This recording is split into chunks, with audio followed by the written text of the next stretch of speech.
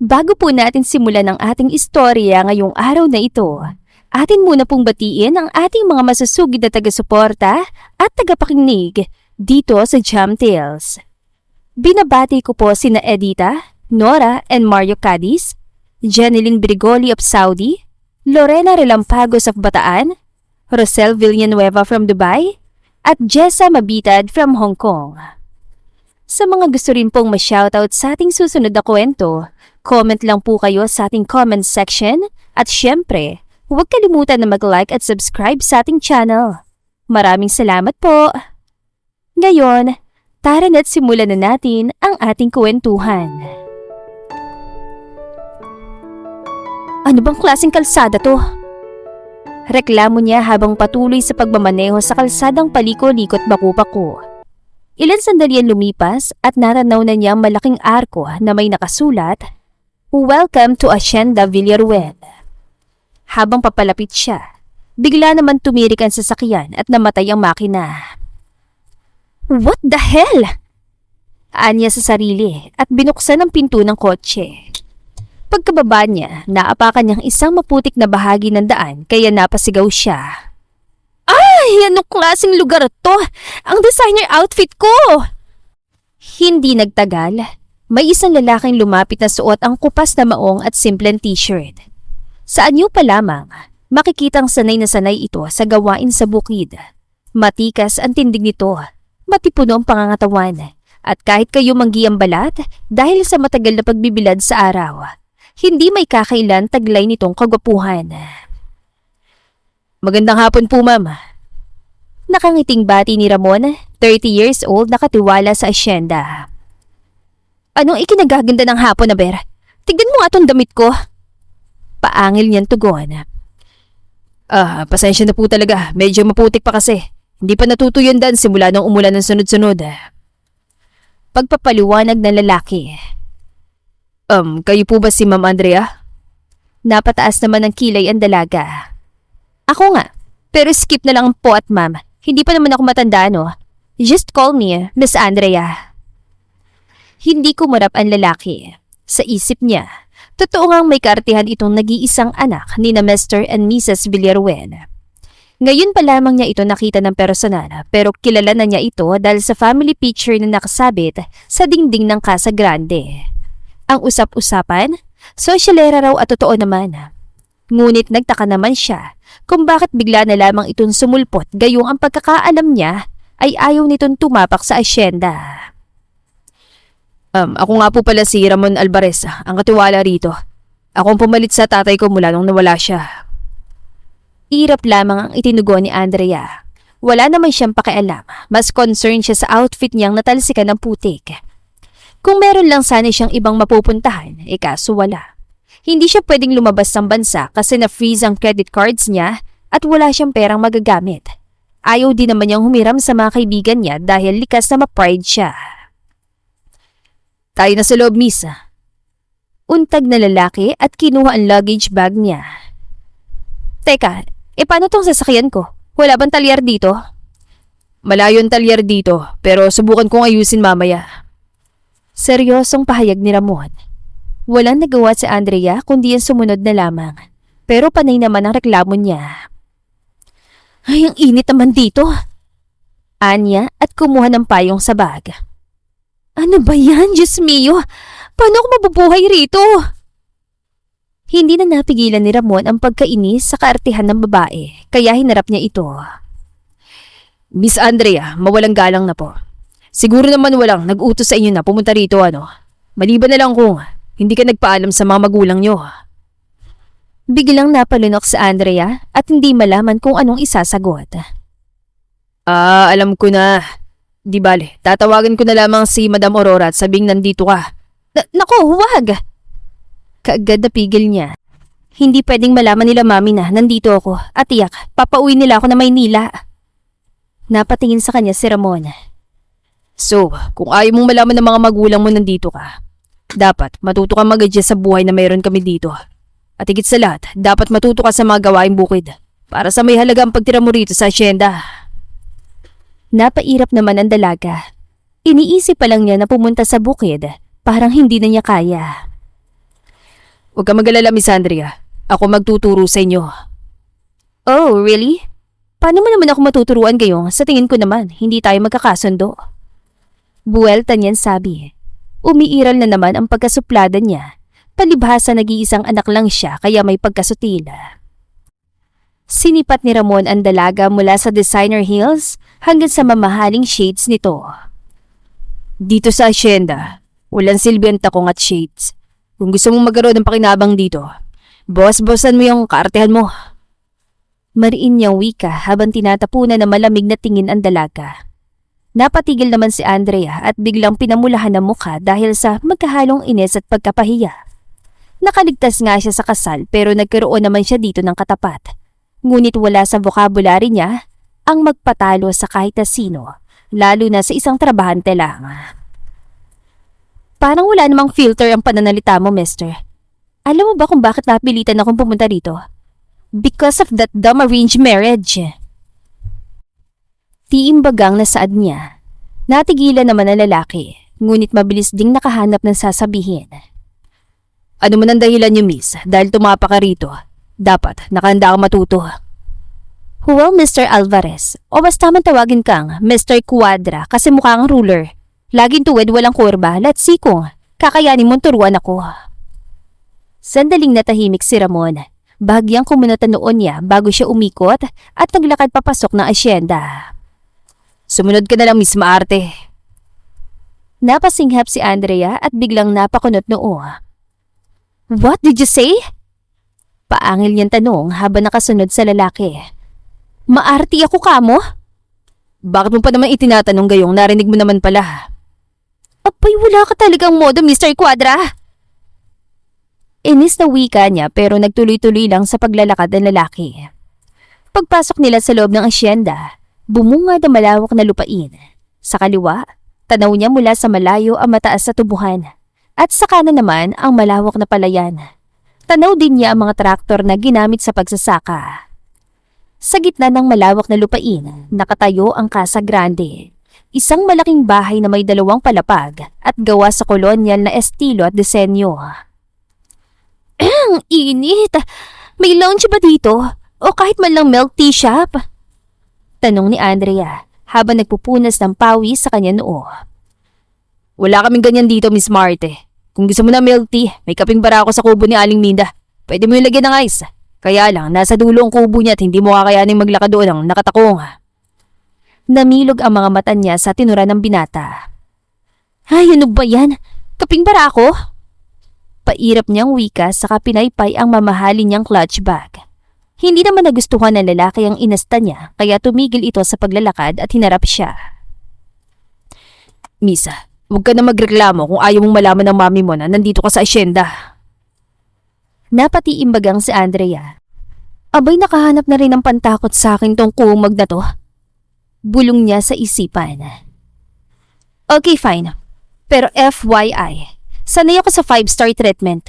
Kaya huwag ka mag-expect na ganun lang kadaling makibagay sa inyo. Inis na inis si Andrea sa kalbaryo ng unang araw niya sa asyenda.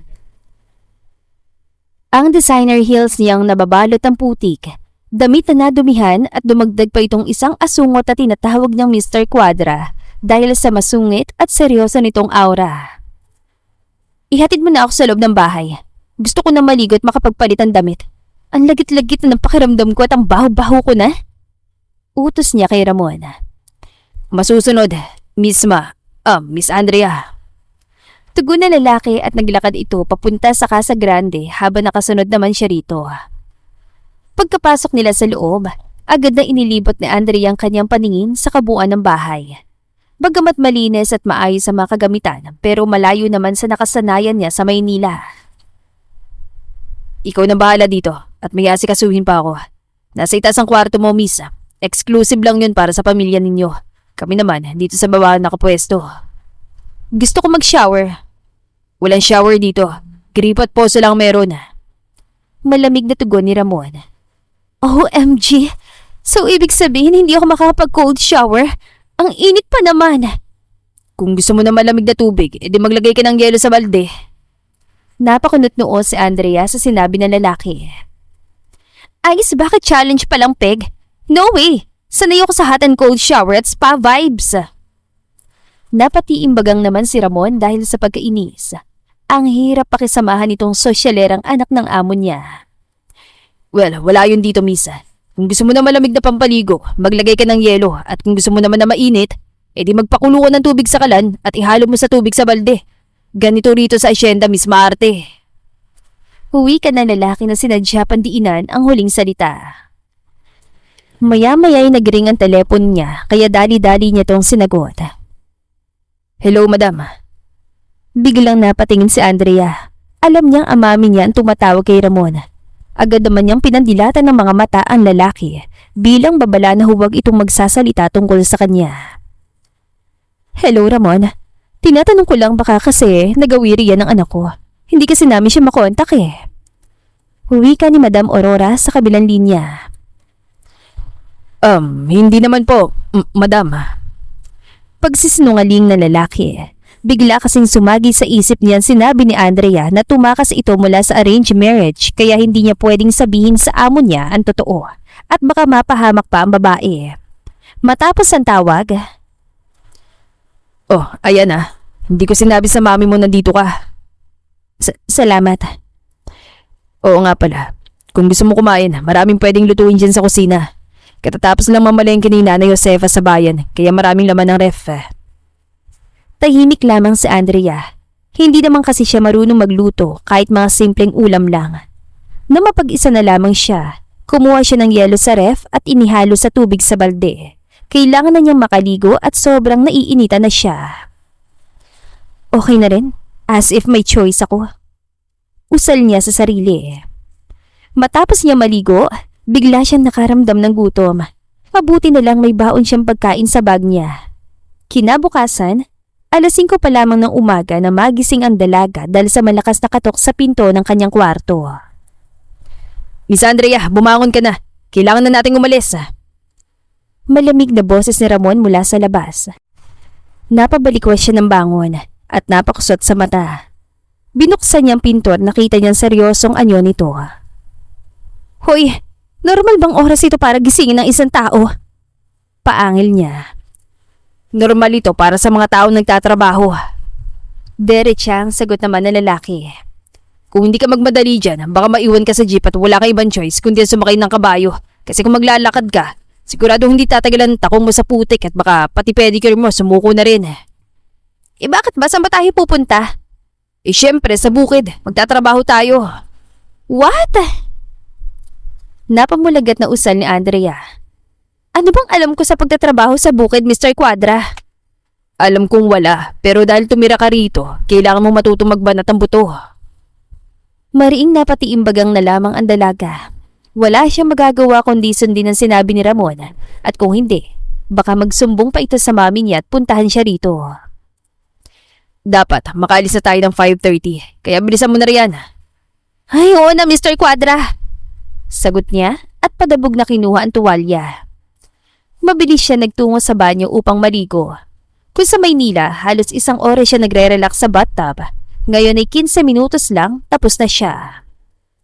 Nakakainis talaga tong buhay na to. Para tayong hinahabol ng 7 kabayong payat. Ay! Napasulyap siya sa malaking orasan. 15 minutes na lang bago mag 5:30 kaya kailangan na niya magmadali. Sinuot niya ang kanyang paboritong jogging set na designer syempre at puting rubber shoes. Isang matalim na tingin naman ang ipinukol ni Ramon na makalabas siya ng kwarto. Hindi ito fashion show. Magpalit ka ng damit o pwede sa bukid. Namilog ang mga mata ng babae. Excuse me, this is athleisure. Trend to sa city. Pwede itong pang-errands, pang-photoshoot at pang-inspection kung gusto mo. Miss Maarte, alam mo namang maputik doon. Bakit puting rubber shoes pansot mo? Huwag ka nang pakialamero, Mr. Quadra. Pairap niyang wika. Bahala ka. Total, kapag naputikan yung suit mo, ikaw naman ang maglalaban yan sa poso. What? Napamulagat na sambit ng babae. Ako? Bakit? Wala ka bang labandera rito? Wala. Kanya-kanya kami nalaba rito. Kaya kung ako ikaw, palitan mo yung suit mo. May nababagay sa pupuntahan natin. Wala naman akong pambukid na outfit. Nakangusang wika niya. Hiramin mo na lang yung akin. May maluwag akong damit na mahabang manggas at tokong pants. Ano? Yak! Huwag na, salamat na lang no. Maghahanap na lang ako sa maleta ko. Ang arte mo talaga. Basta bilisan mo. Sa baba lang ako maghihintay. Kapag wala ka pa sa loob ng 5 minuto, iiwanan na kita. At mag-isa ka talaga maglakad papunta sa taniman. O kung marunong kang sumakay na kabayo, pwede mong gamitin si Brusco. Yung kabayo na kulay kastanyas. Wika na lalaki saka mabilis na tumalikod. Napairap naman si Andrea at dali-daling naghanap ng maisusuot. Buwisit na Mr. Quadra na yon. Pinahirapan pa ako. Anya at hinalungkat ang mga gamit kaya nagkalat ito sa sahig. Ay, ito na lang kayang baggy pants at blouse. Tapos magsusuot na lang ako ng maong na jacket. Usal niya sa sarili. Dali-dali siya nagpalit ng damit. Pagkatapos lumabas na siya ng kwarto at tinungo ang hagdanan. Ay, buti naman at nandito ka na. Tayo na at naghihintay na sa atin ng mga trabahante. Wika ni Ramon at naglakad papunta sa lilim ng punong mangga kung saan nakaparada ang jeep na sinasakyan ng mga trabahante sa bukid tuwing umaga at pagka-uwi ng hapon. Hoy, teka lang. Wala ba tayong dalang pagkain? Tanong niya habang nakasunod sa lalaki. Doon tayo kakain sa kubo ni Aling Minda. Siyang kadalasan nagluluto ng almusal para sa amin. Pagdating nila sa may punong mangga, agad naman siyang binati ng mga magsasaka. Tango lang ang itinugon niya at pinigilan niya magsalita baka iba pang masabi niya. Ilang minuto lumipas at nasa taniman na sila. Ang init! Wala bang payong service dito? Reklamo niya nang hindi na makatiis. Kinuha ni Ramon ng isang banig na sombrero at iniabot sa kanya. Itong payong service dito, Miss Marte. Napangiwi si Andrea pero sinuot din niya. Halos matawa naman ang mga trabahante na makitang babae na may malaking sombrero. Bagay pala kay Miss Andrea. Bulong ng isa. Oo nga, first time yata niya makapagsuot ng sombrerong gawa sa banig. Nakangiti namang wika ng pangalawa.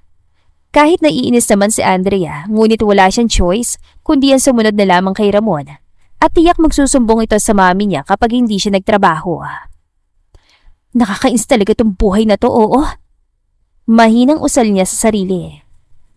Sige, subukan mo miss, para maintindihan mo na hindi madali ang buhay namin dito. Wika na lalaki saka ibinaba ang isang kahon ng mga bagong punla at iniabot ito sa dalaga. Kailangan mong matutunan ng pagtatanim. Halos matigagal si Andrea sa kanya narinig. What? Ako magtatanim? Are you kidding, Mr. Quadra? Tignan mo naman ang kuko ko. Freshly manicured to. Kung hindi ka magtatanim, walang saysay ang pagtira mo dito. Matigas sa sagot ng lalaki. Eh, ano naman ang silbi ng makinarya kung tao pa rin ang gagawa? Miss Andrea, hindi lahat kayang gawin ng mga traktora lalo ng pagtatanim ng mga maliliit na punla at binihin na kailangan ng sapat na pag-iingat. Kaya kita mo naman sigurong ginagawa na lahat dito, di ba, Miss Maarte? Seryosong wika na lalaki, saka inabot sa kanyang gloves. Bagong labayan, ikaw na magsusuot. Baka magkasugat pa yung mga kamay mo. Iyoko, sanay na sa ganitong gawain kaya ayos lang. Napairap na lamang siya saka sinuot ang gloves. Binigyan nga siya nito, pahihirapan naman. Kaya hindi niya talaga maiwasang mainis. Ngunit kahit ayaw naman niya, napilitan pa rin siya lumuhod sa lupa. Una niya sinubukan magtanim pero hindi niya alam ang tamang paraan kaya natapakan niya ang punla at halos madurog ito. Ay, ano ba yan? Reklamo niya. Mahirap talaga sa umpisa, miss, pero unti-unti mo ring matututunan yan. Lumapit si Ramon, dahan-dahang kinuha ang kamay niya at itinuro ang tamang paghawak. Dito, hinay-hinay lang. Hindi lahat ng bagay pwedeng madaliin. Sandaling napatigil siya. Ramdam niyang kakaibang init sa palad ng lalaki. At sa unang pagkakataon, hindi siya nakapagsalita. Ngunit mabilis din siya nakabawi. Okay, fine. May sense ka rin pala. Gumiti si Ramon ng bahagya habang nakatingin sa kanya. Tapusin mo lang yan, miss, at nang makapag-almusal na tayo. Nagluto raw sa Aling Minda ng tinolang manok. Wika ng binata saka mabilis sa tumalikod. Makaraan ng ilang minuto, tumigil muna sandali ang mga trabahante para mag-almusal sa mahabang mesa sa gilid ng kubo ni Aling Minda. Oh, ito gamitin mo, miss. Huwi ka ni Ramon saka inabot sa kanyang plastic. Hindi usong kutsara dito. Bawal din maghugas ng kamay lalo't galing sa pagtatrabaho. Nakakapasma yan. Pasensya na Miss Andrea, ganito lang kami rito. Pero may sandok at mangkok naman para sa sabawa. Nakangiting pahayag ni Aling Minda, ang 50 anyos na tagaluto ng almusal at pananghalian ng mga trabahante. Saglit siya natahimik. Lahat kasi nakatingin sa kanya para tuloy siya naasiwa. O siya, kung gusto mo talagang gumamit ng kutsara, ikukuha kita Miss Andrea. Dagdag pang wika ni Aling Minda. Huwag na po, may plastic naman po na pansapin sa kamay. Anya at pwesto na mahabang upuan gawa sa kawayan. Wala ni siya magagawa pa. Kanina pang kumakalaman sikmura niya kaya kahit hindi sanay na walang kutsara, kakain na lamang siya kaysa sumakit ang tiyan sa gutom. Alangan din naman siya lang ang gagamit ng kutsara. Parang ang awkward naman. Masasanay ka rin, miss. Wika naman ni Ramon na nooy nagmamasid lang pala sa kanya. Hindi na malaya ni Andrea ang paglipas sa mga oras at uwian na nila. Pagbalik nila sa Casa Grande, halos himatiin siya sa pagod. Pero habang nakahiga siya sa kama, napangiti siya nang maalala ang mga kamay ni Ramon na nagtuturo sa kanya kanina. Cute naman kahit suplado. Mahina niyang bulong bago nakatulog. Kinabukasan, maaga pa lang narinig na niya ang boses ng lalaki sa pintuan ng kwarto. Miss, bumangon ka na. Maglalagay tayo ng abono ngayon. Inaantok pa ako. Pwede bang hindi muna ako pumunta sa taniman? Anya sa isang paos na boses. Hindi pwede. Pangalawang araw mo pa lang naman ngayon. Saka ka na lang magpahinga kapag tapos na tayo maglagay ng abono.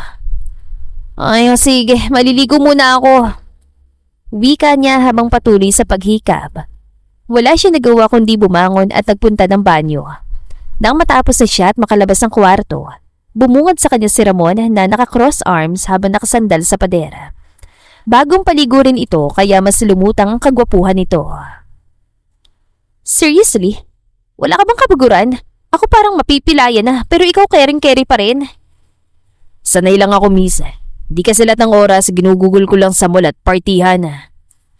Napairap si Andrea pero hindi na siya sumagot pa. Ayan, buti naman na tagsuot ka na ng nababagay sa bukid. No choice. Mahirap niyang sagot. Liham namang napangiti si Ramon. Sa isip niya, unti-unti na rin niyang napapasunod ang maarting anak ng amo niya. Makaraan ng ilang minuto, nasa taniman na sila. Magandang umaga, Miss Andrea. Magkape muna kayo ni Ramon. Nagluto ako ng suman. Masarap yung ipare sa kaping barako. Nakangiting bungad ni Aling Minda. Wow, paborito ko po yan, Aling Minda. Sambit ni Ramon. Halika na. Yaya nito sa kanya. Tahimik lamang na sumunod si Andrea at naupo na sa upuang yari sa kawayan. Matapos sila magkape, muling nagsalita ang lalaki. Ngayong araw, abono naman ang gagawin natin, miss. Hindi pwedeng punla lang. Kailangan ding alagaan ng mga pananim. Bigla naman napangiwi si Andrea. Wait lang. Ibig sabihin, hahawak ako ng fertilizer? Yuck! It smells so bad! Nagtawanan ang mga trabahante pero seryoso lang ang tingin ni Ramon sa kanya. Hindi mo naman direktang hawakan yan kasi magsusuot ka ng guwantes. Kahit na ano, paano naman ang amoy niya, Naber? Miss Andrea, kung patuloy ka lang magre-reklamo, mas mabuting bumalik ka na lang sa Maynila.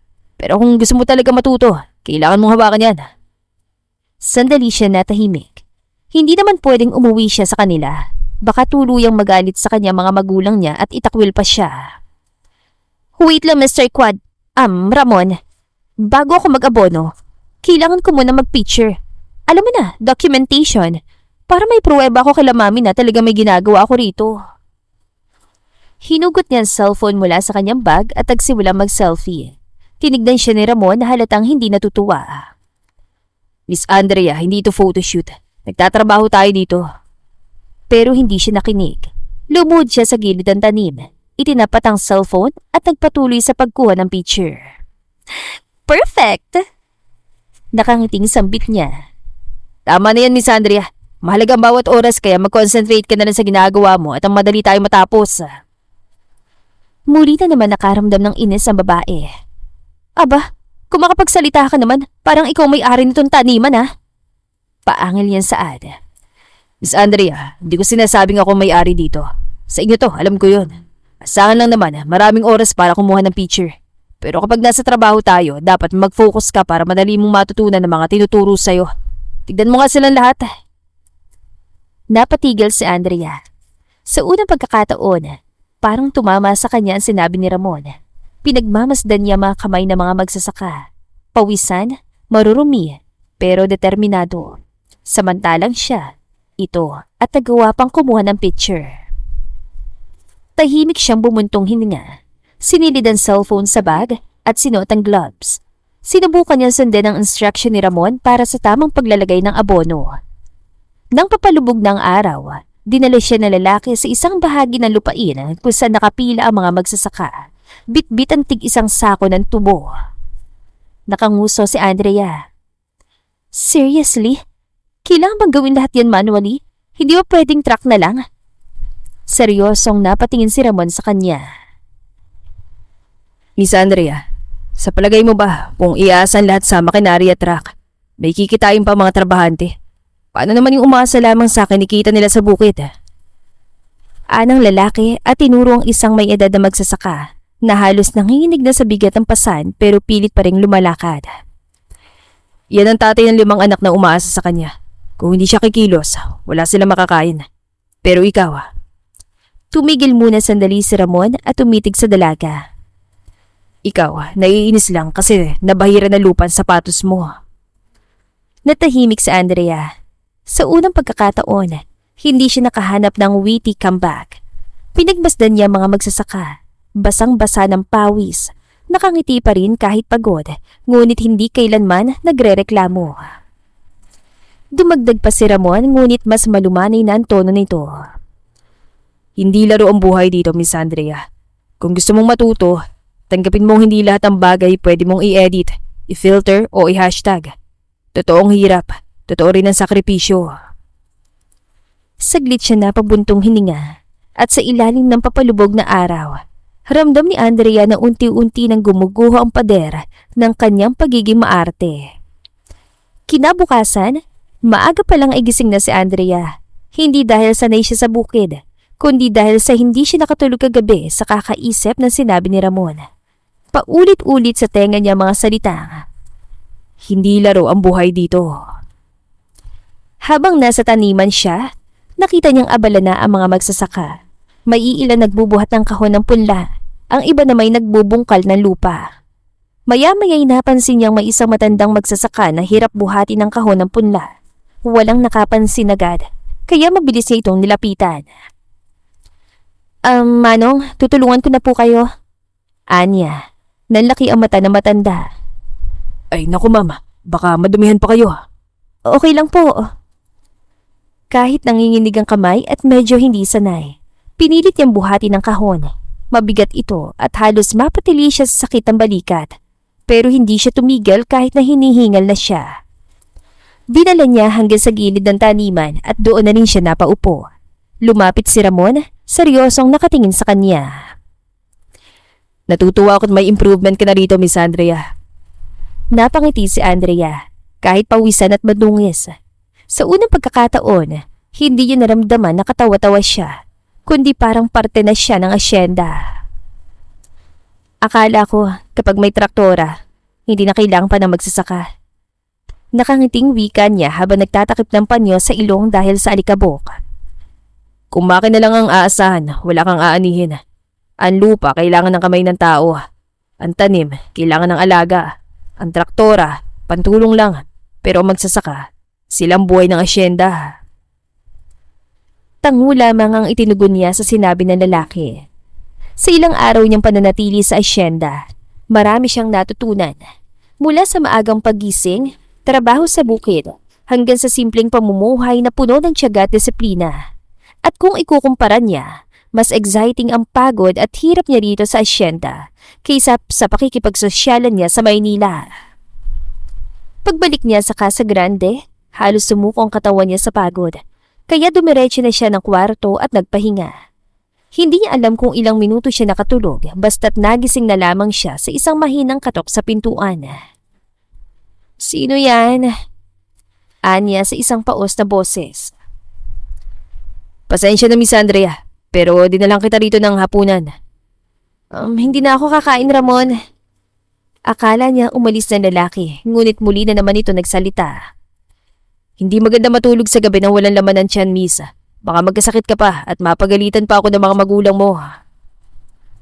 Napabuntong hininga si Andrea at dahan-dahang bumangon mula sa kama. "Ang kulit mo naman." Kunyari niyang sabi kahit ang totoo, para siyang kinikilig sa concern na lalaki sa kanya, lalo na't dinalhan pa talaga siya nito ng pagkain. Ilagay mo na lang dyan." Maingat na pumasok si Ramon at nilapag ang tray sa maliit na mesa sa tabi ng kama. Simpleng ulam lang yun. Mainit at sabaw ng gulay at pritong isda. Ngunit sa amoy pa lang, kumukulo ng sikmuran niya. Kahit konti lang. Dagdag na wika na lalaki. Pagod ka buong araw, kaya kailangan mo kumain para bumalik ang energy mo. Hindi agad sumagot si Andrea. Tinitigan lang niya ang pagkain, saka lihim na napangiti. Isang ngiting hindi niya namalayang namutawi sa kanyang labi. "Hindi naman ako sanay sa ganitong ulam." Anya, pero wala na yung dating talas ng boses niya. Alam ko, Misa, pero tikman mo muna baka magustuhan mo. Mukhang masarap naman sa tingin niya kaya kinuha niya ang kutsara at dahan-dahan sumubo. "Ikaw ba nagluto nito?" Bigla niyang natanong. Oo. Bakit ba lasa? "Hindi naman, okay lang." Hindi niya maamin na nasasarapan siya sa luto ng lalaki. Tahimik lang siyang kumakain. Hindi niya alam na lihim pala siyang tinitignan ni Ramon. Nang sumunod na araw, maaga pa lang, naririnig na ni Andre ang tilaok ng manok at ingay ng mga trabahante sa labas. Sa halip na mainis, saglit siya natigilan. May kakaiba siyang sigla na nararamdaman. Dali-dali siyang bumangon at naganda sa sarili para sa panibagong araw na naman sa bukid. Pagkalabas niya, nadating niya si Ramon na naabala sa paghahanda ng mga gamit. Hindi niya mapigilan na mapansin na kahit simpleng damit lang ang suot na lalaki, talagang napakagwapo pa rin itong tignan. Good morning, Miss Ma. "Oy, hindi na ako maarte ha." Agad na putol ni Andrea. "Kaya huwag mo na akong tawagin Miss Maarte, Mr. Quad." Hindi niya maituloy ang pagsasalita at napabungis-ngis siya. Alam kong gusto mo akong tawagin Mr. Quadra, pero may pangalan naman ako, kaya pwede ba, Miss? Natawa naman ang ibang mga trabahanteng nakakarinig sa kanila, kaya tuloy bigla sila naging tampulan ng tukso. Mas mabuti talaga magkasundo na kayo ni Ramon, Miss Andrea. Malay nyo, magkagustuhan kayo sa isa't isa. Nakangiting wika ng isang trabahante. Oo nga po, Miss Andrea. Bagay na bagay pa naman kayo. Maganda ka at gwapo naman si Ramon. Sabat naman ang pangalawa.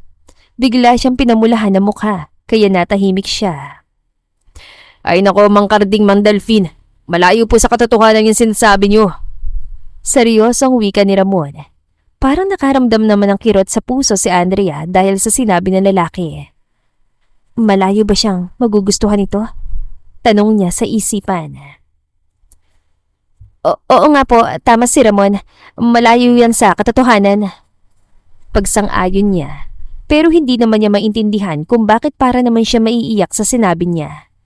Napatingin ang binata sa kanya at saglit na nagtama ang kanilang mga mata. O siya, tayo na. Wika na lalaki at nauna naglakad papunta sa lilim ng mangga kung saan nakaparada ang jeep na sasakyan nila. Ngayong araw, tinuruan ni Ramon si Andrea kung paano mag-ani ng palay. Sa umpisa, puro kalmot at gasgas ang nakuha ng dalaga mula sa matutulis na tangkay. Mabuti na lang at nakaglove siya kaya hindi siya nasugatan. Halos 2 oras na siya sa kanyang ginagawa at ramdam na ramdam ng dalaga ang hapdi ng araw sa batok niya. Nangangalay na mga binti niya pero pilit pa rin siya yumuyuko para tapusin ang itinuro sa kanya. Konti na lang, bulong niya sa sarili. Hindi niya napansin ang basang bahagi ng lupa sa bandang gilid ng taniman at dumulas ang paa niya kaya napasigaw siya. Bumagsak siya sa putik, sabay bagsak ng katawan niyang matigas na lupa. Tumama ang tuhod niya at agad na kumalat ang kirot pa itaas. Nanlabo ang paningin niya habang pilit kumakapit sa lupa. Miss Andrea! Mabilis at tumakbo si Ramon palapit sa kanya. Lumuhod ito sa tabi niya at maingat na inalalayan siya para makaupo. Huwag ka munang gagalaw. Mariin ngunit puno ng pag-alala ang tinig nito. Masakit! Napangiwing sambit ni Andrea habang nangingilid ang kanyang mga luha. Tinignan ni Ramon ang tuhod niya. Namumula at may bahid ng gasgas at bahagyang dumurugo. Sinabi ko mag-ingat kayo. May halong inis ang boses nito pero nangingibabaw ang pag-alala. At sinisisi mo pa ako. Hindi ko naman alam na madulas doon sa bahagi na yun eh.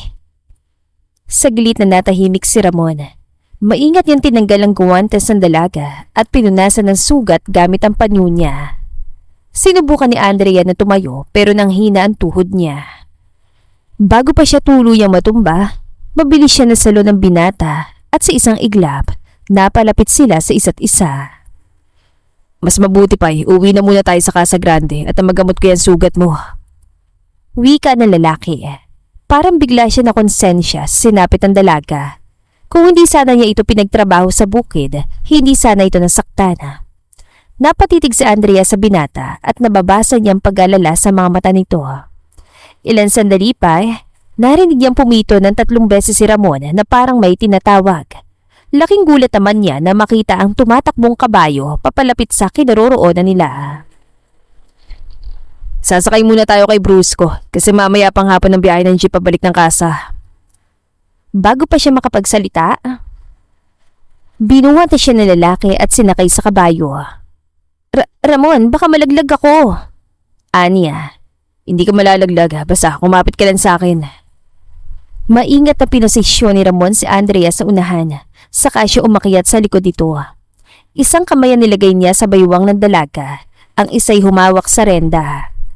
Napatigil ang paghinga ni Andrea nang maramdaman ang init ng katawan ng lalaki sa likuran niya.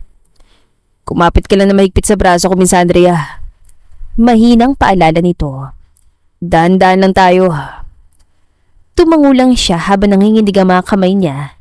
Hindi niya alam kung dahil ba ito sa sakit ng tuhod o dahil sa kaba ng biglang pagkakadikit ng kanilang mga katawan. Dahan-dahang umusad si Brusco. Sa bawat akbang ng kabayo, bahagyang napapasandal si Andrea sa dibdib ni Ramon. Haramdam niya ang tibok ng puso nito. Matatag, parang walang kapaguran. Ganito pala. Mahina niyang sambit.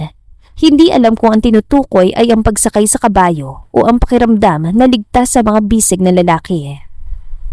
Ano yun? Tanong ng binata. Wala, salamat. Anya na pilit pinapakalma ang mabilis sa tibok ng kanyang puso. Hindi na nagsalita pa si Ramon. Mas hinigpitan lang nito ang hawak sa baywang niya. Waray sinisigurong hindi siya masasaktan pa. Pagdating ng Casa Grande, agad na bumaba si Ramon at inabot ang dalaga. Muli niya itong binuhat. Parang natural na lamang ang kilos na yun. Napatingin si Andrea sa kanya. Hindi mo naman kailangang buhatin pa ako. Kailangan, hanggat hindi pa maayos ang sugat mo. Hindi na nakipagtalo pa si Andrea. Hinayaan na lamang niyang dalhin siya ni Ramon papasok sa Casa Grande. Nang makarating na sila sa loob ng bahay, maingat siyang ibinaba ng binata sa isang mahabang upuang kahoy sa sala. Dito ka muna. Saad ito at mabilis sa kinuha ang first aid kit sa isang cabinet sa gilid. Ramon, kaya ko naman. Huwag ka nang gumalaw. May lambing sa boses ng lalaki na nagdulot ng kakaibang init sa kanyang dibdib. Tahimik na nililinis ito ang sugat niya. Napapikit siya sa hapdi, ngunit agad naman itong nawala nang maramdaman niyang marang hinihipan ng binata ang sugat. Konti na lang. Mahinang wika nito. Salamat, Ramon. Saglit na napatingin ng lalaki sa kanya. Matagal. Parang may gustong sabihin ngunit piniling lunukin na lamang. Magpahinga ka muna. Gigisingin na lang kita mamaya kapag nakaluto na ako. Wika ng binata at inalalayan siya nito papunta sa kwarto. Ilan sandali ang lumipas at natapos na sa pagluluto si Ramon. Maingat na inalagay niya ang pagkain sa bandehado at sa mangkok naman ang mainit at sabaw ng tinolang isda. Tahimik siyang umakyat sa ikalawang palapag at huminto sa harap ng kwarto ni Andrea. Miss Andrea? Mahinang tawag niya, ngunit walang sumasagot. Inisip niya baka nakatulog na sa sobrang pagod. Marahan niyang pinihit ang doorknob, nagbabaka sakaling hindi ito nakalak ng dalaga. Dahan-dahan niyang binuksan ang pinto at nilapag sa maliit na mesa ang pagkain. Misa, dinalan kita dito ng pagkain. Anya at napatingin sa kama. Ngunit natigilan siya na mapansing nakabalot ng kumot ang babae at parang nanginginig ito. Dali-dali siyang lumapit at sinalat ang noon to. Miss Andrea, batas na lagdat mo. Natatarantang wika ni Ramon. Agad niyang inabot ang tuwalya at binasayon. Saka marahang pinahid sa noo at leeg ng dalaga. Nanginginig pa rin ang dalaga kaya mas hinigpitan ni Ramon ang kumot sa katawan nito. Kinuha niya ang thermometer at sinukat ang temperatura. Kailangan mong magpahinga. Anya na may halong pag-alala. Pero kailangan mo munang humigop ng sabaw sa kakauminom ng gamot para humupan lagnat mo. Tumango si Andrea, bagamat nanginginig ang katawan. Ilan sandali pa'y nakatulog na ito. Samantalang si Ramon naman naroon lang sa kwarto at pinagmamasdan ng natutulog na babae. Kasalanan ko ang lahat. Kung hindi ko siya pinilit magtrabaho sa bukid, hindi sana siya maaksidente kanina at hindi sana nagkakasakit. Bulong niya sa kanyang isipan. Kinabukasan, 8:00 na nang magising si Andrea. Agad siya napatalikwas sa higaan dahil iniisip niyang oras na ngayon ang trabaho sa bukid. Miss Andrea, huwag ka na munang bumangon. Boses si Ramon ang naririnig niya. Ramon, anong ginagawa mo rito? Di ba may trabaho ka ngayon sa bukid? Nagtatakang tanong niya. Hindi na muna ako pupunta sa taniman hanggat hindi ka pa lubusang magaling. Mahinahong saad na lalaki. Halos magdamag kitang binantayan para siguraduhin bumaba ang lagnat mo. Nanlaki ang mga mata ni Andrea at napatingin sa paligid. Napansin niyang nasa maliit na mesa sa tabi ng kama ang mangkok ng sabaw, ang gamot at isang basong tubig. May bahagya pang init ang tuwalya na nakapatong sa noon niya. Ikaw ang nag-alaga sa akin? Mahina niyang tanong. Oo, nagpalit ako ng bimpo kada oras. Natakot kasi ako na baka lalo kang manghina. May kung ano namang humaplos sa puso ng dalaga. Hindi niya inaasahan ng ganitong pag-aalaga, lalo na mula kay Ramon na akala niya'y masungit at walang modo. Pasensya na kung nakaabala ko. Napailing si Ramon at muling inilapit ang kumot sa balikat niya. Hindi ka abala, mas mahalagang kalusugan mo kaysa sa trabaho sa bukid. Saglit na nagtagpo ang kanilang mga mata, ngunit agad din siya nagbawi ng tingin. Oo nga pala, ipinalam ko na sa mami mo na nandito ka. Nag-aalala kasi ako sa iyo lalo na't nagkakasakit ka pa. Anong sabi ni mami? Sabi niya, nasa iyo na raw ang desisyon kung manatili ka rito o gusto mong umuwi sa inyo. Napabuntong hininga na lamang ang dalaga. Kahit simple lang ang buhay niya sa asyenda, pero masaya naman siya kahit napapagod siya sa mga gawain sa bukid. Miss Andrea, humigop ka muna ng sabaw. Dagdag na lalaki habang inaabot ang mangkok. Pagkatapos, iinumin mo yung gamot. Maraming salamat, Ramona. Anya at dahan-dahang umupo. Sa unang pagkakataon, mula nang dumating siya sa asyenda, nakaramdam siya ng init. Hindi dahil sa lagnat, kundi dahil sa malasakit ang taong nasa harap niya. At yun ang simula ng kanilang pagkapalagayan loob. Mula sa simpleng usapan tungkol sa bukid at lungsod, hanggang sa mga katahimikang hindi na kailangang punuin ng salita.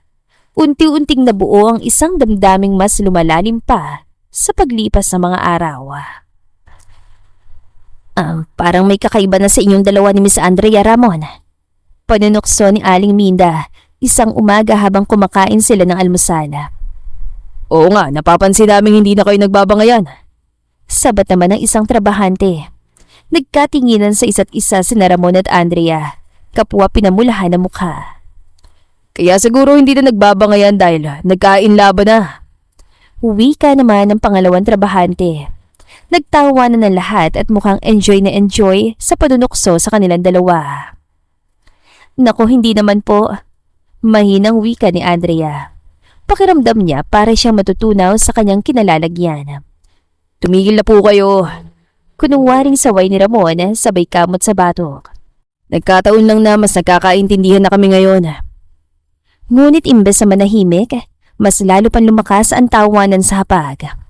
Ay nako, ganyan talaga yan. Nakangiting saan ni Aling Minda. Sa una puro bangayan, pero sa huli nag-iibigan. Muli na naman nagkatawanan, kaya napayuko na lamang si Andrea. Pilit itinatago ang pamumula ng pisngi. Kung tutusin, bagay silang dalawa. Dagdag pa ng isa. Seryoso si Ramon, tapos si Miss Andrea naman, kahit sosyal, marunong na rin makasama. Naku ha, kami po talaga ng Miss Andrea na pagtripan nyo. Bahagyang napangiti ang lalaki. Mabuti pa kumain na lang po tayo. Napailing si Minda, ngunit hindi maitatago ang ngiti sa mga labi. Samantalang tahimik lang si Nanay Adelpha, ang ina ni Ramon, at tila may malalim itong iniisip. Lumipas sa mga araw at inakala ni Andrea na tuluyan na niyang napagtagumpayan ang panibagong buhay sa asyenda. Ngunit nagtaka naman siya sa malamig na distansyang biglang namagitan sa kanila ni Ramon. Bihira na ito makipag-usap at hindi na rin ito nakakasabay sa kanya sa jeep papunta sa taniman. Sa halip, lagi na lang niya nakikitang nakasakay sa kabayo ang lalaki. Tila ayaw nitong magkakalapit sila. Ramon, iniiwasan mo ba ako? Tanong niya, kinahapunan ng madatnan niya itong nagpapakain ng mga kabayo sa kwadra. Hindi naman sa iniiwasan kita, Miss Andrea. Alam ko lang kung saan ako dapat lumugar. Pero kasi, nasasaktan ako Ramon eh. Hindi ko maintindihan kung bakit bigla ka nalang lumalayo sa akin. Anyang gumagaralgal ang boses, kasabay ng pangangilid ng kanyang mga luha. Pasensya na, Miss Andrea. Ayoko kasing mahulog ang loob natin sa isa't isa. Pero bakit? At tuluyan ang naiyak ang dalaga. May asawa ka na ba? May pamilya o kaya'y may nobya? Umiling lang ang lalaki, tila hindi alam kung anong isasagot. Ayaw mong mahulog ang loob ko sa'yo? Pero huli na Ramon. Huli na. Dahil mahal na kita. Napaawang ang labi ng binata. Miss Andrea, hindi mo ako dapat mahalin. Bakit? Tanong ng dalaga habang patuloy sa pagpatakang kanya mga luha. Hindi mo ba ako mahal, Ramon? Imbes sa sumagot, bumuntong hiningalang ang lalaki habang nakayuko ang ulo nito. Hindi na nakayanan pa ni Andrea manatili doon. Malinaw na walang pagtingin sa kanya si Ramon, kaya siya nito iniiwasan para hindi na siya umasa pa. Mabilis siyang tumalikod at tinungo ang hagdanan papunta sa kanyang silid. Mula noon, nagbago ang lahat. Iniiwasan na rin niya si Ramon. Sinikap niyang matutunang mga bayo at nang matuto siya, hindi na siya sumasabay sa mga trabahante at mag-isa lang siyang pumupunta sa taniman. Miss Andrea! Narinig niyang tawag ng lalaki, ngunit hindi niya ito pinansin at nagpatuloy lang siya sa kanyang ginagawa. Kinagabihan, hindi siya kumain. Mas gusto na lamang niyang matulog para makalimutan kung gaano kasakit ang katotohanang hindi siya mahal na lalaking mahal niya. Maya-maya lang, may marahang kumatok sa pintuan. Miss Andrea, nagdala ko ng pagkain mo. Boses si Ramon ang narinig niya. Hindi ako nagugutom, Ramon. Huwag ka na mag-abala pa. Miss Andrea, kailangan mong kumain, baka magkasakit ka. Giit na lalaki. Please naman, pagbuksan mo ko. Napabuntong hininga na lamang ang dalaga saka tinungo ang pintuan. Bakit nagabala ka pa? Anya na mapagbuksan ng lalaki. Nag-aalala ako sa'yo. Baka magkasakit ka. Alam kong pagod ka sa taniman kanina kaya dapat kumain ka para magkaroon ka ulit ng lakas. Inilapag ng binata ang tray ng pagkain sa maliit na mesa. Next time, huwag mo na akong alalahanin pa Ramon. At baka mas lalo pa ako ma-inlove sa'yo. Muli na naman ang hilid ang mga luha niya. Miss Andrea, I'm sorry. Paumanhin na lalaki habang matama nakatingin sa kanya. Sige na, lumabas ka na. Ngunit hindi kumibo ang binata at tumitig lang ito sa kanya. Andrea, mahal kita. Pero hindi mo pa ako kilala. Mahinang wika ni Ramon. Hindi na rin niya kayang pigilan ng tibok ng kanyang puso. Ramon, ang mahalaga naman nagmamahalan tayo, di ba? Muli sila nagkatitigan sa isa't isa Walang salitang lumalabas sa kanilang bibig at tanging ang mga mata lamang nila ang nag-uusap. Hanggang sa pareho na silang natangay ng matinding sensasyon at sa isang saglit pa'y naglapat ang kanilang mga labi. Mahal kita, Ramon. Bulong ng dalaga. Napapikit siya nang muli siyang halikan ng lalaki hanggang sa lumalim yon at tuluyan niyang naipagkaloob ang kanyang sarili sa unang pagkakataon. Matapos ang sandaling yon, hindi na napapalagay si Ramon. Parang bigla siya ng hina at nawalan ng lakas ng loob para ipagtapat kay Andrea ang tungkol sa kanyang pagkatao. Sa ngayon, isa lang ang alam niya. Mahal niya ang dalaga at hindi niya kayang mawala ito. Parang may naaamoy ako rito. Makahulog ang wika ni Aling Minda. Kinabukasan na mag-agahan sila sa kubo nito. Alam ni Andrea na silang dalawa ni Ramon ang tinutukoy ng Ali, kaya napapangiti na lamang siya. Patuloy ang panunukso at pangungulit ng mga trabahante, kaya napapaamin na rin sila. May iba na tuwa sa kanilang relasyon, pero may iilan ding parang hindi, lalo na si Nanay Adelfa. Ramon, parang ayaw yata ng nanay mo sa akin. Aniya nang sila na lamang. Napabuntong hininga naman si Ramon at hindi malaman kung anong isasagot. Hindi naman sa ayaw niya sa'yo, Andrea. Siguro may sarili lang siyang dahilan. Kinaumagahan sa Casa Grande, habang naghahanda si Andrea sa pagpunta sa bukid, bigla niyang naulinigan na parang may nag-uusap. Boses yon nila Ramon at Nanay Adelfa at nagkagaling yon sa kusina. Dahan-dahan siyang humakbang papalapit doon, ngunit natigilan siya nang marinig na binanggit ni Nanay Adelfa ang pangalan niya. Imbes na tumuloy, nagtago muna siya sa likod ng pinto at lihim na nakikinig sa usapan. Alam na ba ni Miss Andrea ang totoo, Ramon? Tanong ng ginang. Hindi pa po, Nay. Hahanap pa po ako ng tamang panahon. Alam mo, anak, hindi naman sa ayaw ko sa inyo ni Miss Andrea. Pero paano na lang kung magbalik ang lahat ng alaala mo? Nabigla ang dalaga sa kanyang narinig. Magbalik ang alaala? Anong ibig sabihin ni Nanay Adelfa? Ayaw na niyang patagalin pa ang maraming mga tanong sa kanyang isipan. Lumabas siya sa kanyang pinagtataguan. Ramon, anong ibig sabihin ni Nanay Adelfa? Pareho nabigla ang dalawa at hindi agad nakapagsalita.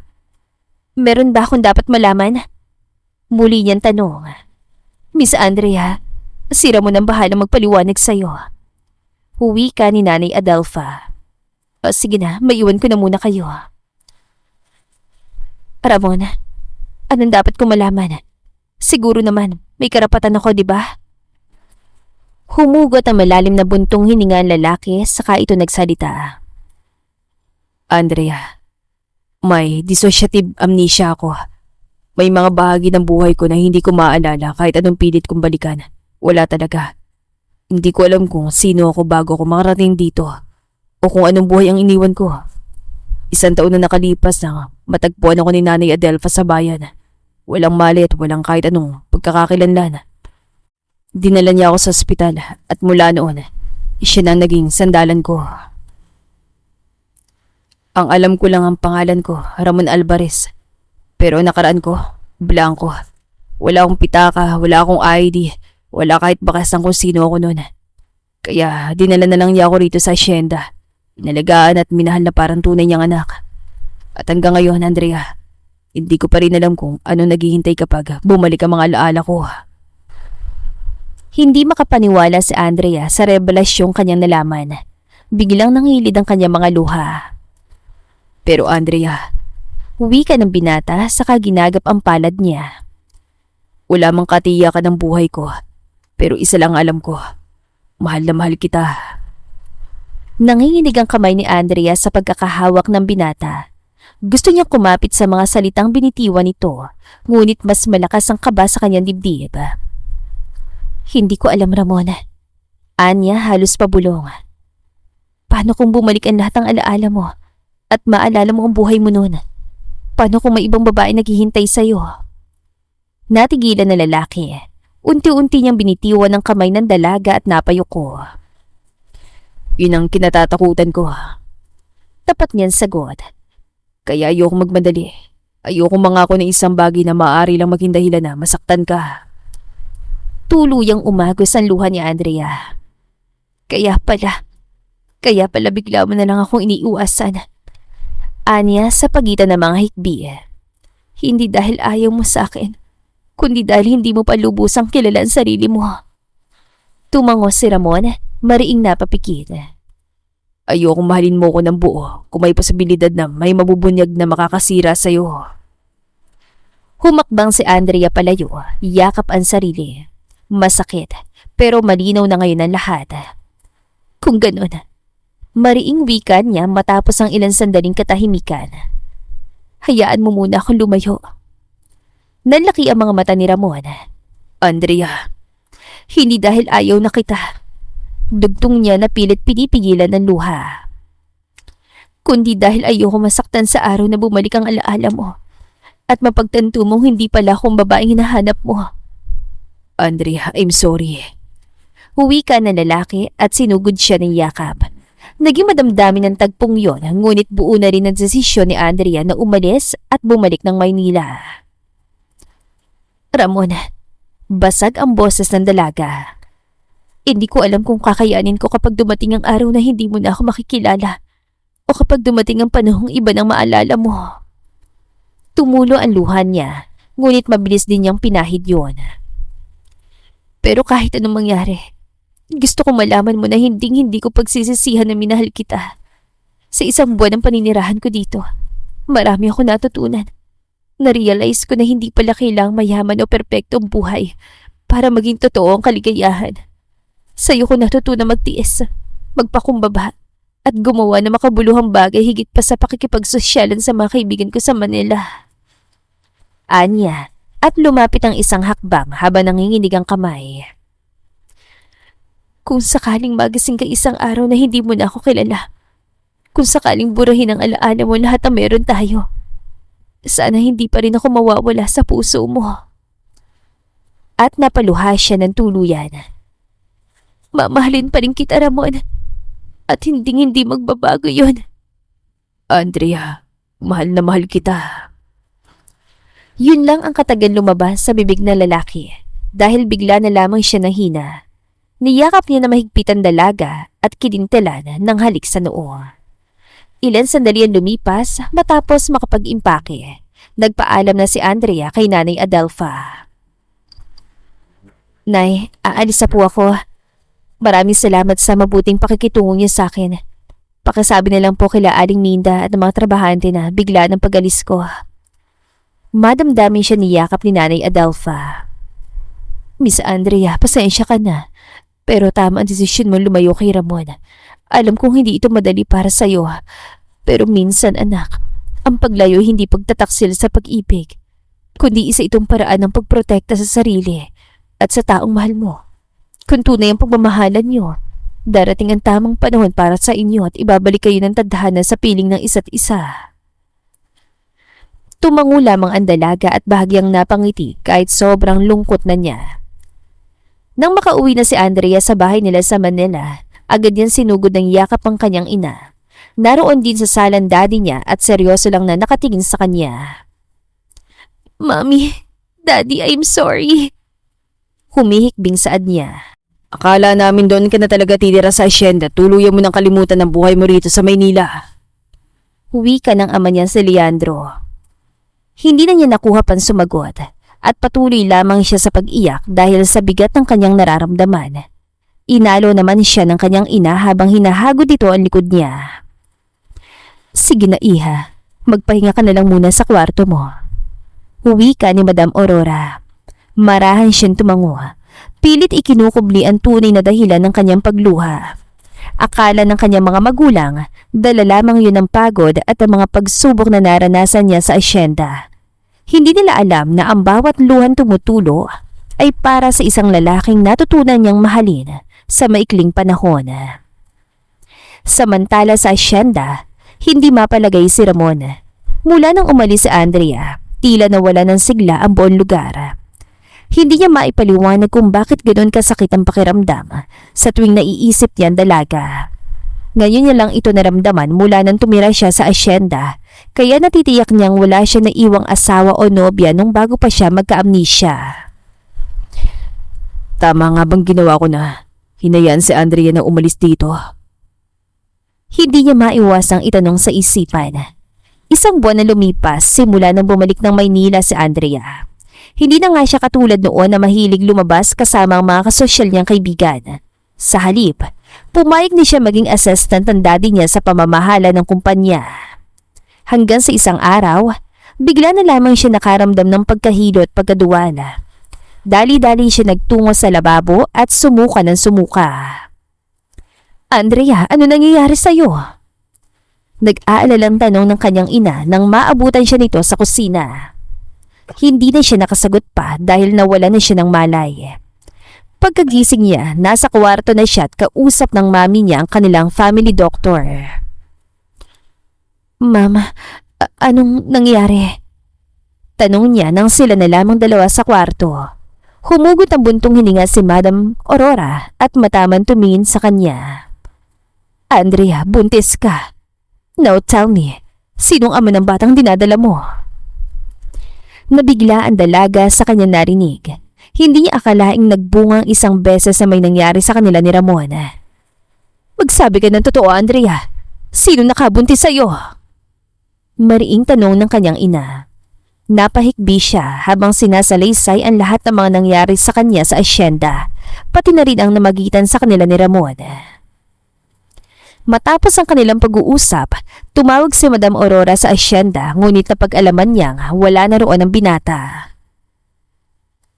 Andrea, wika ng ginang nang pumasok ito sa kwarto ng anak. Ma'am, bakit po? Wala na sa asyenda si Ramon. Nagbalik na raw ang alaala niya, sabi ni Adelpha.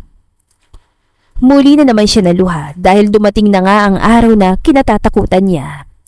Marahil hindi na nga siya naaalala ng lalaki kaya kailangan na niyang tanggapin na dito na talaga magwawakas ang kanilang pagmamahalan.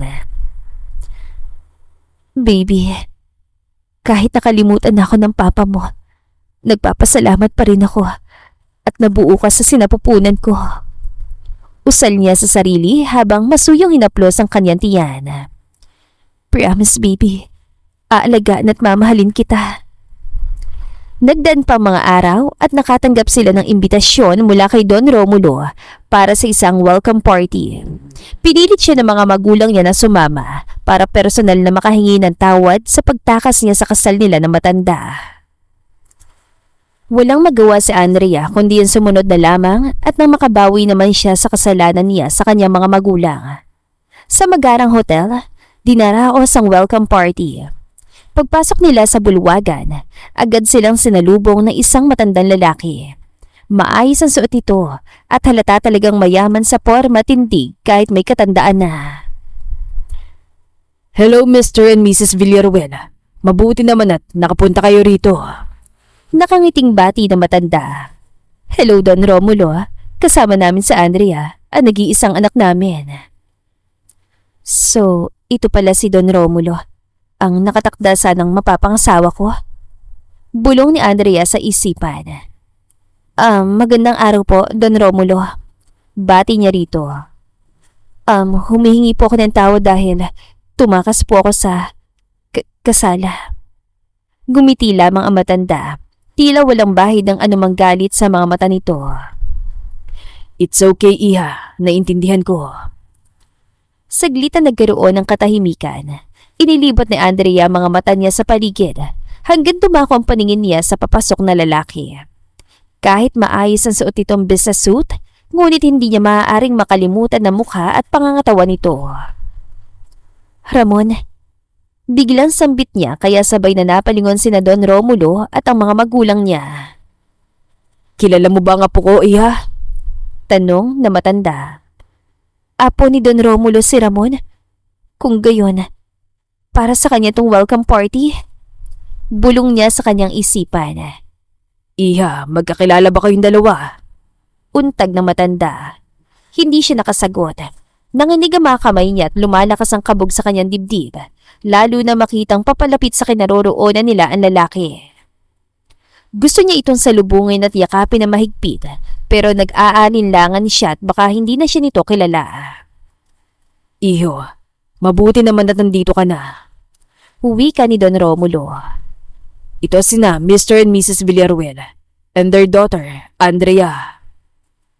Ngumiti si Ramon at nakipagkamay sa kanila. Hi, Bati nito. parang pamilyar ka sa akin. Have we met before? Nanghina ang buong sistema niya sa kanyang narinig. Para siyang sinaksak ng ilang beses dahil hindi nga siya nakikilala ni Ramon. O sige Iho, iwanan muna namin kayo at may pag-uusapan lang kami. Paalam ni Don Romulo. Nang maiwan silang dalawa. I'm glad na nagbalik ng lahat ang alaala mo, Ramon. Mahinang wika niya. You mean, magkakilala talaga tayo? Tanong na lalaki. Napalunok ang dalaga. Hindi niya alam kung paano niya sasabihin at baka mas lalo lang siya masasaktan. Pero sa isip niya, bahala na. Kailangan niyang subukan. Ramon, ang totoo niyan. Gumagaralgal ang boses niya. Hi love, nandito ka lang pala. Putol ng isang babae na nooy mabilis na nakalapit sa kanila. Valerie. Ganting wika ni Ramon. By the way, this is Andrea Villaruel, anak ng kasosyo ni Lolo sa negosyo.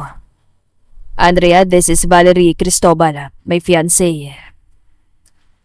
Parang isang bombang sumabog sa pandinig niya, sinabi ng lalaki. Biglang nangilid ang kanyang mga luha at bago pa ito tuluyang malaglag, mabilis siyang tumalikod at tumakbo sa pinakamalapit na ladies' room.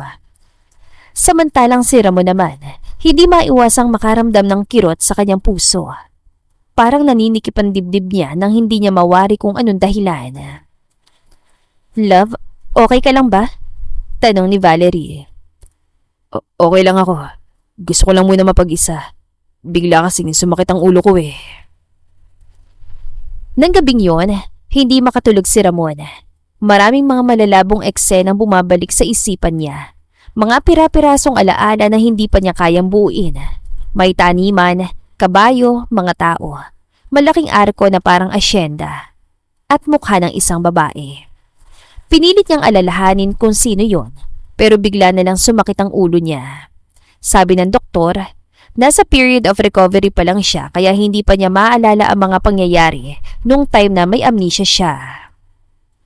Sa kabilang dako naman, buunan pa siya ni Andrea na manirahan muna sa asyenda habang nagdadalang tao siya. Mas gusto niya ng tahimik na buhay na malayo sa maingay at magulong lungsod. Welcome back, Miss Andrea. Bati sa kanya ni Nanay Adelfa sabay yakap sa kanya. Nagkaroon sila ng mahabang usapan hanggang sa nasabi niyan tungkol sa kanyang pagdadalang tao. Hindi mo ba sinabi kay Ramon na buntis ka? Hindi na po. Sa tingin ko naman, tuluyan na niya ako nakalimutan na ikakasal na siya at sa tingin ko naman, masaya siya kay Valerie. Napabuntong hininga na lamang si Nanay Adelfa at muli siya niyakap. Nagdaan pang maraming mga araw at nabalitaan niya mula kay Madam Aurora na ngayong araw na ito ang kasal ni Ramon at Valerie. Hangad kong kaligayahan mo, Ramon. Mahal na mahal kita. Madamdamin niyang usal sa sarili habang nakatanaw sa malawak na taniman habang ang mga trabahante na may abala sa kanika nilang ginagawa. Maya-maya lang, narinig ni Andrea mga yabag ng paparating na kabayo kaya agad siya napalingon. Biglang lumakas ang tibok ng kanyang puso. Nang mamukhaan, ang lalaki nakasakay doon. Ramon, sambit niya. Pinilig niya ang kanyang ulo. Siguro nga'y nagkamali lang siya.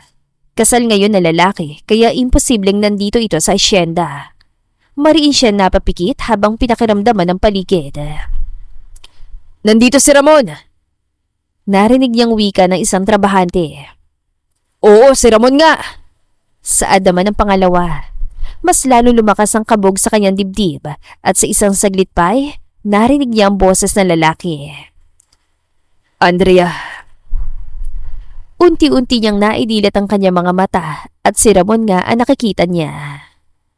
Ramon, nakangiting tumingin ang binata sa kanya saka ito bumaba mula sa kabayo. Bakit nandito ka? Di ba kasal mo ngayon? Nandito ako dahil nandito ang puso ko. Isa pa, kailangan ako ng baby natin. Seryosong wika ng lalaki sa hinaplos ang kanyang tiyan. Alam mo, buntis ako? Tumango ang lalaki. Sinabi sa akin ng mami mo. Mahigpitan niyakap ni Ramon ang dalaga. Isang yakap na puno ng pananabik. Ang ibig mo sabihin, naalala mo na ako? Tanong niya. Yes, Andrea. Naalala ko na lahat. Pero di ba fiancé mo si Valerie?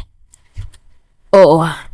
Siya ang babaeng minsan kuminahan at ang babaeng unang sumira sa paniniwala ko sa pag-ibig. Wika ni Ramon at humugot ang malalim na buntong hininga.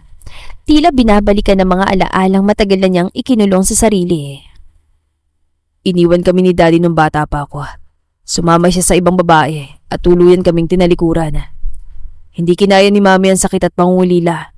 Nilamon siya ng depresyon hanggang sa mawalan siya ng pag-asa. Sandaling tumigil na lalaki. Nanginginig ang boses habang nagpapatuloy. Ako nakakita.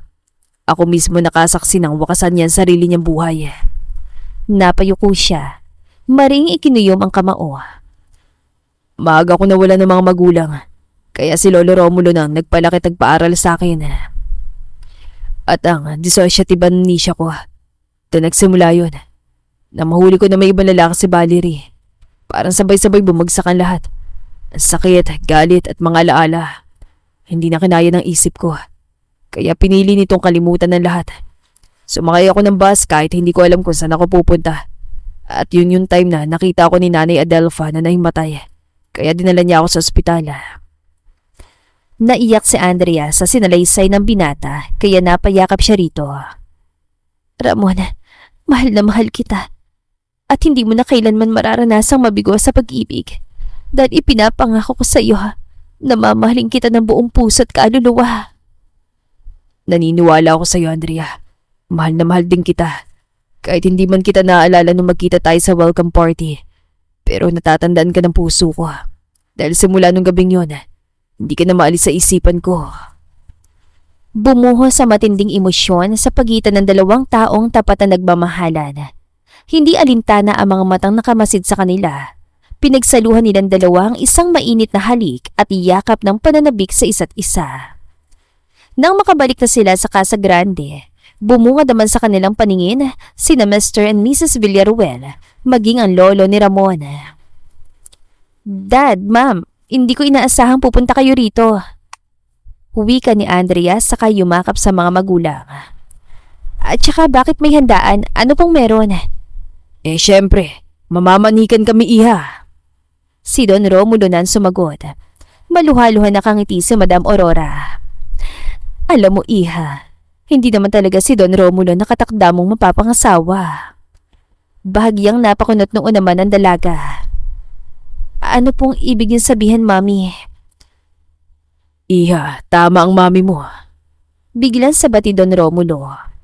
Hindi naman talaga ako nakatakda mong mapapangasawa. Ang tanda ko na, di ba? Tumawa ito na matipid. Ang totoo. Wika ni Mr. Villaruel. Si Don Romulo ay matalik na kaibigan ng lolo mo, Andrea. Nangako sila na ipapakasal nilang kanika nilang mga apo sa tamang panahon. It's true, iha. Seryosong pahayag ng Don. Walang ibang nakatakda na maging asawa mo, kundi itong apo kong si Ramona. Napatigil muna si Don Romulo bago nagpatuloy sa pagsasalita. Kaya lang, nagka-amnesia ang apo ko at nabalitaan kung dito siya napunta sa asyenda. Dahil maayos naman ang kalagayan niya, hinayaan ko na lang muna na mamalagi siya rito hanggang sa gumaling siya at magbalik ang lahat ng mga alaala niya. Pero Dad, Mama, baling ni Andrea sa mga magulang. Bakit niyo sinabi na si Don Romulo nakatakda akong mapapangasawa? Palabas lang namin yun, anak. Alam namin hindi ka talaga papayag. Kaya ayun, lumayas ka dito sa asyenda napunta kasi wala kang choice kasi, di ba? Naka-freeze lahat ng credit cards mo. Hindi namin alam na dito lang pala kayo magkikita ng tunay na nakatakda para sa'yo. Saad naman ni Mr. Villaruel. Ang gusto lang naman namin na matuto kang tumayo sa sarili mong mga paa at hindi lang puro lakwat siyang alam mong gawin. At nagtagumpay po kayo, Dad, Mama. Dahil marami akong natutunan dito. At yun ay dahil kay Ramona. Nakangiting wika ni Andrea habang ipinulupot ang kamay sa bewang na lalaki. Siguro naman maayos ang lahat. So, what are we waiting for? Nakangiting pahayag ni Don Romulo. Masaya na ako at sa wakas matutupad na rin ang pangako namin sa isa't isa ng namayapa kong matalik na kaibigan. Saglitan nagkaroon ng katahimikan hanggang sa may kinuha ni Ramon sa bulsa ng jacket niya at lumuhod ito sa harap ni Andrea. Andrea, mahal na mahal kita at gusto kong makasama ka habang buhay. Kaya please, be my wife. Hayaan mong mahalin at alagaan kita. Kayo ng baby natin.